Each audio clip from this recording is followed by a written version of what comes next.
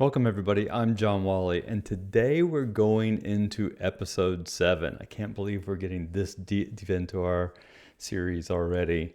Today we're going to be going deeper into really optimizing Tenable OT, starting to work with our policies. We're going to move into groups today and talk about how we can start cleaning those policies up in a way that makes sense and we can edit those in the future pretty easily. So let's go ahead and jump in.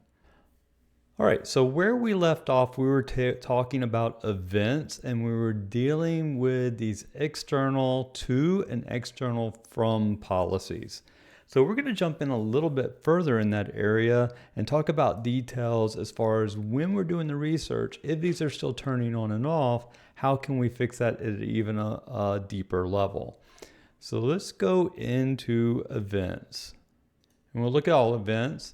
And I'm going to put in a filter. You can see some of this. So I'm going to clean this up like we talked about, going into the settings, and we can reset our table so we can see what we have here. I'm going to go to my status and I'm going to filter on this to say I only want to see my not resolved items. I'm going to edit this a little bit so that I can move some things around. I don't care about my log ID. I don't necessarily even care about my time right now. I don't need my event type. Severity I can keep, the policy name, I don't need actually let's keep our source asset, destination, and protocol. And I'm gonna, this is good for us to start looking at what the policies are. Then under my policies, I'm going to even go deeper in this communication to and to communication from items. We still should have some items in here that may be real or not real. And then I'm going to do some sorting on these. So I'm going to click first on my source address so that they're all in order. And then I'm going to hold down my control button and I'm going to click on destination. So I have a secondary sort. Now the first thing that I want to look at, and I did a little pre-work in this to look at what's in our lab. If you look at these 10.111.1.19 address, you'll see there's a lot of them. As a matter of fact, in general, this communication to and communication from policy is still taking a lot of different hits. You'll see we have 18,000 events in here. That's a lot of events. So I want to kind of figure out and do some research. We know that our destination, we see this is from an external network. We know our destination of 10.120 is in our list. So we know that's in our networks that we want to monitor and that we trust. And we also know that 10.11.1.19 is not. After doing a little bit of research, we found that the 10.111.1 is actually a VPN network. So this is something where maybe an engineer can come in, it'll be a jump host on that they hop on through their VPN, and the VPN allows access to the engineering workstations. In this particular instance, let's pretend that that's okay. So we're saying it's totally fine. We know this is a VPN and we don't want to add this to our monitored network necessarily. It is going to be outside. We know it's outside, but we don't want our policy to hit every single time that happens. So what we're going to do in this episode is create a group for anything that's on our approved VPN. So one of the things I'll do is I'll go down here and I'm going to copy this IP address. Now, like I said, I did a little bit more homework for the purposes of this video. So I didn't want it to be really long, me doing all the research on all these different IPs and what they are. But in your environment, this will mean that we're doing one-on-one things as far as like, okay, I'm looking at this 10.11.1.19. What is it? Why is it talking to this engineering workstation? And if you look, it's talking to the same one many times. It's just going to this one engineering workstation, which is fine. But we can say, all right, we have this address. We know it's okay that anything's coming from this 10.111.1.0 network is that VPN circuit. And are we going to say that we trust that VPN circuit or not? And there's a couple of ways that we can do that. So I'm going to go in and I'm going to create a group. And we haven't worked with groups yet, so I'm going to talk a little bit about how they're set up. We have asset groups. We have network segments, and we could do this with a network segment where we could create a special group and we trust that network segment. We have email groups, and we haven't talked about that yet either, but when we hit certain policies, we can edit those and make sure that certain people are emailed in the event of certain policy hits or certain events that happen. Let's say you could go to your controls engineer, your process engineer, or your cybersecurity team, or your SOC, or some analyst, so you can create email groups for those notifications. You have port groups. Those are usually tied to different things. So for instance, 443 is in an HTTP port group or HTTPS port group. So you can think of it that kind of way. You have protocol groups that are very similar. You have schedule groups where you can say, these are our working hours, these are our maintenance windows, those sort of things. You have tag groups, and tag groups are a really advanced function within Tenable OT. So if you have an engineer that's out in a plant that's doing the new logic that's on a controller, and that they tag that logic in the controller, let's say they tag it with a function or with a cabinet ID or with stuff like that that's inside the code. When that's uploaded to that controller, Tenable OT can see that when it takes a snapshot, it'll pull it down, and all of a sudden I can group things based on the tags and the actual controllers that are out in the field. And then we have rule groups, and rule groups are around the Suricata rules that are out there. We can change those, modify those kind of things to say, what are those groups? What do they hold? And we can even duplicate those to like create our own groups. So there's a lot of ways we can work with groups. Groups aren't really for working with inventory as much as they're really to work with how our policies are driven and how we edit our policies or what we do with those policies. So with that said, let's go in and make a group. And this is going to be an asset group because any asset coming in from our VPN, we want to put into a group because we want to say, this is okay behavior. So I'm going to go in and I'm going to create an asset group. And one of the first things you'll see is I'm going to go up to the top, and you'll see right here that we have predefined asset groups. So there's already 121 different asset groups that are in here. There are things like, what are cameras? What are controllers? How do we know that they're controllers? There are certain vendors that work a certain way. You have engineering workstations that are working certain ways. So there's already some predefined dynamic groups out there out of the box. Now today we're on 3.18.51 as a version, and if you ever want to check that, that's down at the bottom. So as of this version, there's 121 predefined groups. But we can also create custom groups. So I'm going to go in, and at the top I can say create asset group. And you'll see there's 3 ways to create asset groups alone. So we have an asset selection, and if we go into asset selection, I can hit next here. And I can do a lot of different things. I can search on an individual asset or multiple assets. So for example, if I type in ENG and I do a search on this, you'll see I get all of my engineering workstations. Well, let's say I select one of these or 2 of these or 3 of these, and I'm going to say in my environment, I'm going to trust these 3 engineering workstations to do any kind of modification of the PLCs that are out there. So I could do something like a group called approved PLC maintenance. And so what that'll allow me to do is now I know that I have a lot of engineering workstations, but these 3 workstations are allowed to connect into my controllers. Now here's the beauty of creating an asset group based on the asset itself. What will happen is even if this is a laptop and it moves from subnet to subnet to subnet, it will follow that device. So that's the beauty of creating one this way, is I'm not making that asset group by IP address or even MAC address, even though that should follow.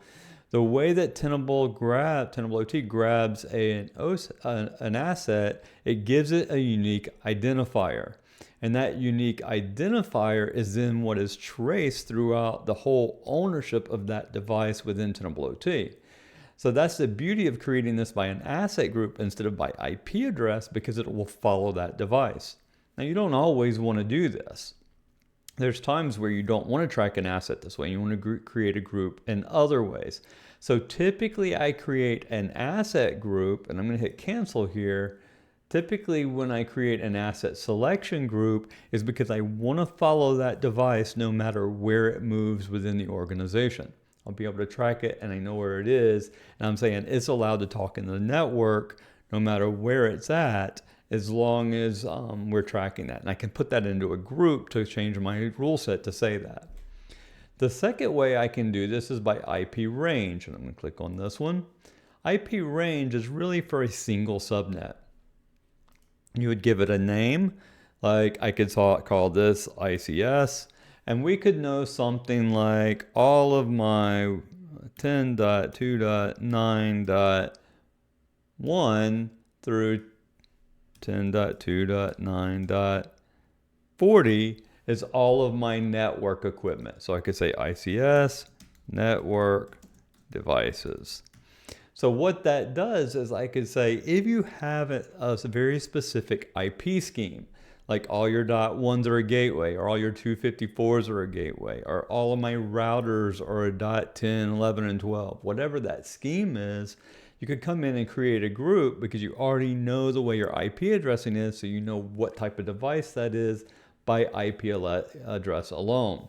So that's when you would create something like an IP range group when you're building these. Now the final one is an IP list. And this is typically what you're going to use when you're creating groups. If I hit next, it's just going to give me a whole list. And this can be a single IP, or it can be a whole subnet based when you just follow it with the CIDR. So what I'm going to do here is I'm going to say approved VPN clients. And so I'm going to give this a list of approved VPN clients. And now right here, I'm going to say, I'm going to put in this 10.11.1.19. I'm also going to add in a 10.11.17 because I know both of these exist because I went through a lot of those events ahead of time. And then I'm going to say create. So I have my approved VPN clients, create. Now what you'll see is your user-defined groups will actually pop up top. So it inserts above these predefined so that they're really easy to find. Now, how does this all play in? Because I created a group, but what does it do? Like how do I get this to work? Well, the next thing we want to do is if we go back to our all events and everything should be filtered, you'll see we have all of these events on 119. So I'm actually going to put a filter in here. I'm going to give it a range or a list. I can say list here, and I'm going to say, hey, I want everything that's 119, and I want everything that's 117. And I'm going to hit apply. And what you'll see is, as we look at this, we have over 5,700 events are coming from these two VPN clients going into engineering workstations. So we can go in and clean this up. I know there's a little bit of caching going on here. So because there's so many, it's going to be really hard to go select the first one, select the last one. You saw all this caching when I started scrolling through them fast because I was trying to update all the data. So instead of doing that, anytime you have everything filtered, and this is the number you want to watch so that we know that things are filtered the proper way. I can actually update though. I know I have 5,700. I know I'm filtered the right way. I know all of these are from external. So I'm going to go in and edit my policy first. So I'm going to click on communications from external so I can get directly to the policy I want to edit. And you'll see it drop me down to policies and it put me into the right policy. I'm going to go to actions and edit. And in this edit, I'm going to say, also, if the source isn't in monitored networks and it's not in my approved VPN, I want this to trigger. And you may say, well, why am I using the and statement here? Wouldn't it be an or statement? And is actually the correct connector between these two. Now, I've had a request between videos when I started talking about Boolean logic. One of the things I'm going to do before we get through, I know we're in part 2, probably towards the end of one of the parts you want to fast forward and then come back. I'm going to do this kind of auxiliary module just on Boolean logic and Tenable OT for managing policies, because everything is so nested it could get hard. So it'll be a shorter video, 5 or 10 minutes with slides to really talk about the math and how that works and the logic behind and or statements and why they work the way they do. 95% of the time you're going to use an and statement here. There's a few exceptions for that where you would end up saying an or, and it's usually when you end up mixing this not in and in back and forth where you're going to see that. But for the most part, you're going to use an and when you're going from, you want everything in not in monitored assets, and you want it in and not in this. It has to be both not in both of these. You don't want it to fire if it's in your monitored assets, and you don't want it to fire if it's in the approved VPN client. So that's why you end up using the and. So we have and approved VPN clients, and I'm going to hit next, and then I'm going to hit save.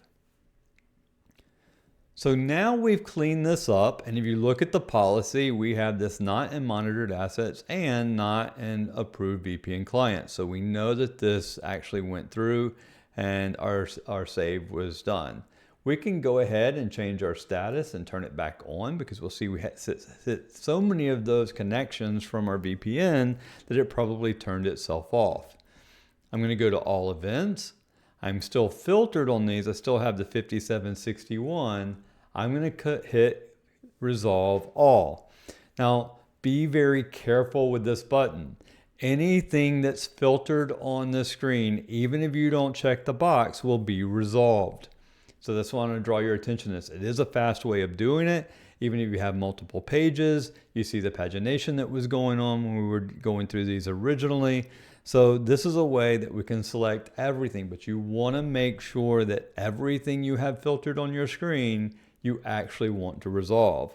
Now we've done that test. We know that we're filtered the right way. So we're going to go ahead and say resolve all. And then here we're going to say that this was approved VPN access. I'm going to put a dash here. I'm going to say policy was updated.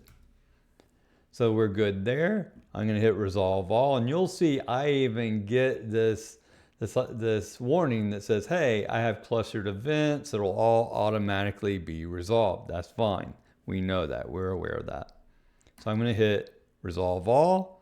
It asks me again, so I want to make sure this is all displayed events. I'm going to do this. So there's a lot of warnings before you go in, and we're going to say yes. The all 5,761 events we want to resolve. Perfect.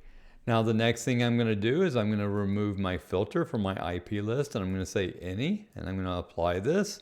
And you'll still see that we have some communications to and communication from events out there. As a matter of fact, it's a lot of them. We have still over 12,000 events that are out there. Well, why is that? Well, the second thing we notice is we have some network traffic out there that we may be okay. So for example, as we started walking through this, if you look at the 10.100.20 network, you'll see a lot of these here. And I started finding out that, oh, this is our Honeywell network. It's another segment that's out there. But that's actually, I forgot to enter this into all of my monitored network. So, and you'll see this as you're walking through. It's like, oh, wow, yeah, we didn't think about that we have this remote site that's coming in. Or, oh, yeah, I forgot about this segment where we have another vendor. So this is common in this space. They were like, oh, wow, we didn't even think about that. This was kind of a thing that was running off on the side. And so it's very common to have to do this. So what I'm going to do is filter this again. And I'm going to go in and say, hey, I want a list. And I'm going to go to one here. And then I'm going to say that our 10.100.20.0/24 network, I'm going to hit apply, and this is going to come up with everything that's been talking back and forth on our network. So there's only about 20 of them, but we need to be aware of that. So what I want to do to fix this problem is I'm going to take my source, I'm going to copy it, I'm going to go to my local settings, I'm going to go to environmental configuration, I'm going to go to my asset settings, I'm going to edit my monitored network, and I'm going to add this to my network. So I'm going to say 20.0/24. So we've cleaned this up a little bit more now. I'm going to save this. I'll go back to my events, make sure that I'm completely filtered. I can do a resolve all here, or because this is so few events, I can click the top one, hold down my shift key, click the bottom one, say bulk actions, and say resolve. And I will say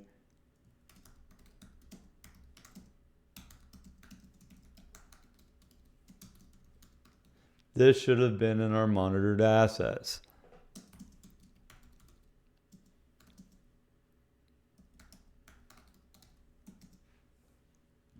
So I say why this came up, what I did to fix it. I'm going to resolve these, and now I've cleaned up my next section.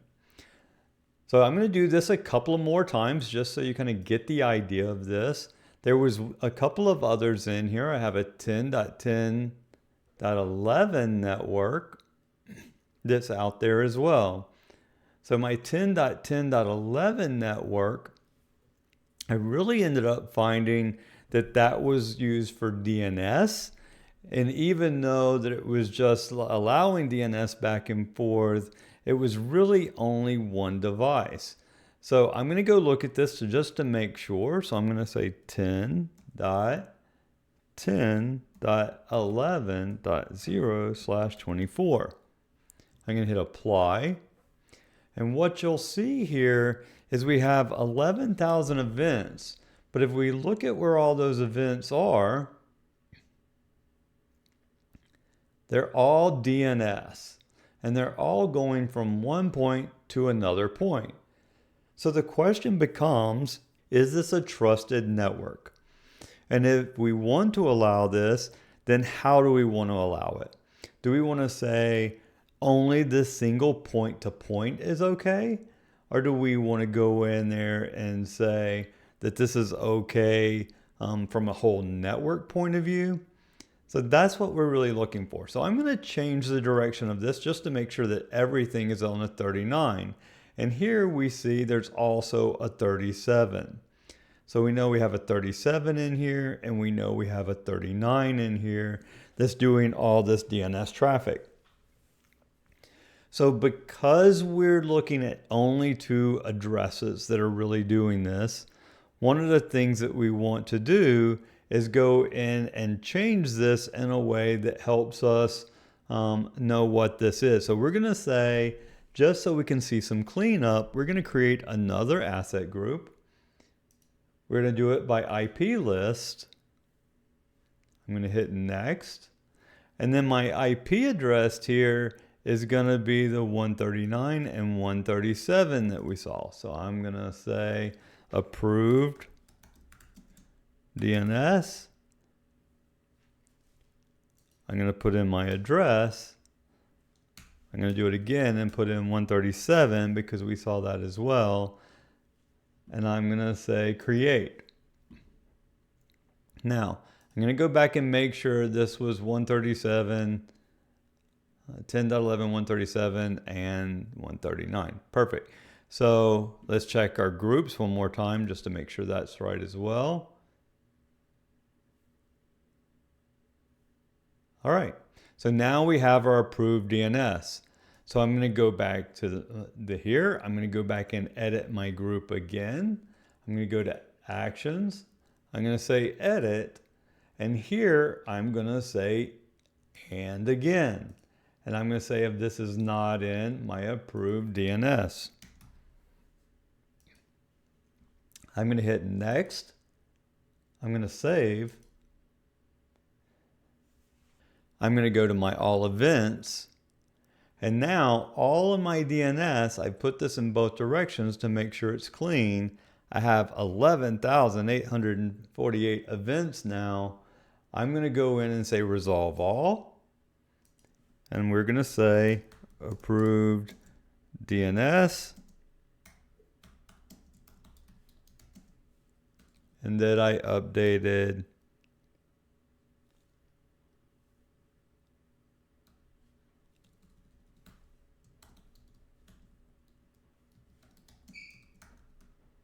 my policy. I'm going to say resolve all, and then this is cleaned up again. I'm going to remove our filter for our group and say any.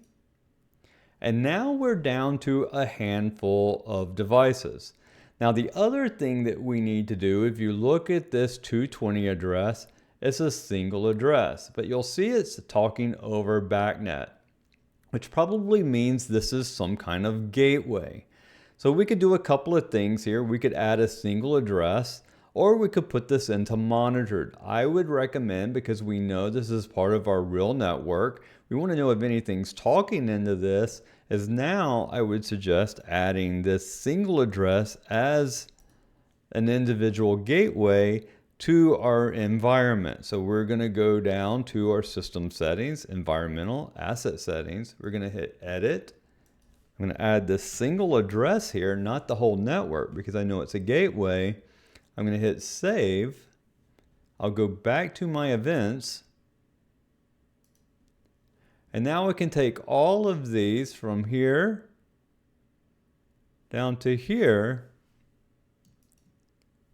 and I can clean those up as well, because this is stuff talking out to my gateway. So we can say normal approved traffic policy, or no, added to monitor network. All right, so those are cleaned up, and now we're in a pretty good state. Now we see we have a new DNS that came through, so we can look at this. Our approved DNS that's going through is 138. We can look at our group here and see if 138 is in there. So I can go to my asset groups. I can go to approved 30, and so you see 138 is not. So we'll go in here, we'll edit our group, approved DNS. We'll edit our group. We're going to add 138. We'll update our policy here. We'll go back to all events. We can clean up this last one.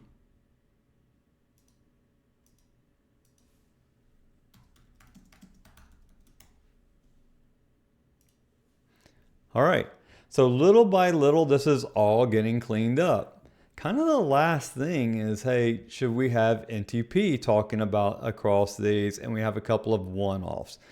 I'm not going to go through every one of these. We're getting long in our session, but this is a step-by-step. You see how long this is taking for just 2 policies.